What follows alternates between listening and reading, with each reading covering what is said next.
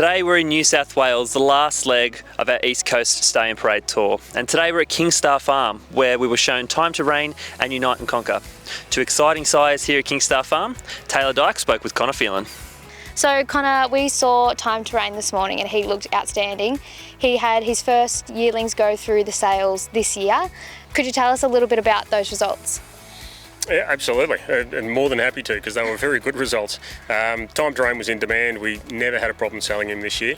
I think we might have taken 8 or 10 to the sales and sold every one of them, because they're good types. Trainers love them. So we started the Gold Coast, and I think by the time we got through Cutis, Premier, Adelaide, Perth, Classic, HTBA, 100% of the yearlings by Time to Reign offered were sold. So that goes to show how good a type they were, and they sold at an average of 7 times service fee, which was great for our breeders. So we're very excited about his upcoming 2-year-olds.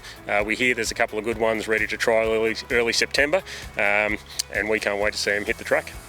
As you said, Connor, those 2-year-olds look like they're going to be early and quite precocious. How important is that for a first season sire? Oh, it's very important. We saw it last year with Desort at Newgate, and we'd supported that stallion extensively with our mares. He came out with a couple of early triallers and covered one of the biggest books going. And if Time to Reign can come out with a couple of early results in a similar vein, it'll make a big difference to his book, because people know he's good value, they know he gets good types. But at the end of the day, if they can run time and win a few early trials, I dare say we'll get quite a few new mares coming across to him.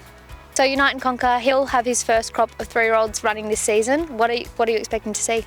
Well, our expectations are still high with Unite and Conquer. He only had a handful of 2-year-old runners last year, which was a bit surprising because he was so early, but they just kept growing. So a lot of his early triallers that we were expecting to see even pre-Christmas, we found were being tipped out.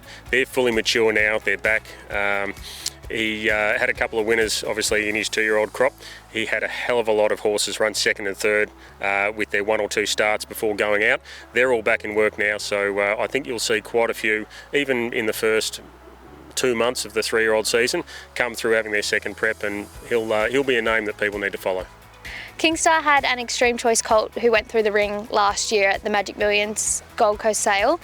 It was this farm's first $1 million result, which is amazing. That horse is now known as Emirate, and he's a talented colt in the Chris Waller stable heading towards a Caulfield Guineas. How exciting is that for you guys?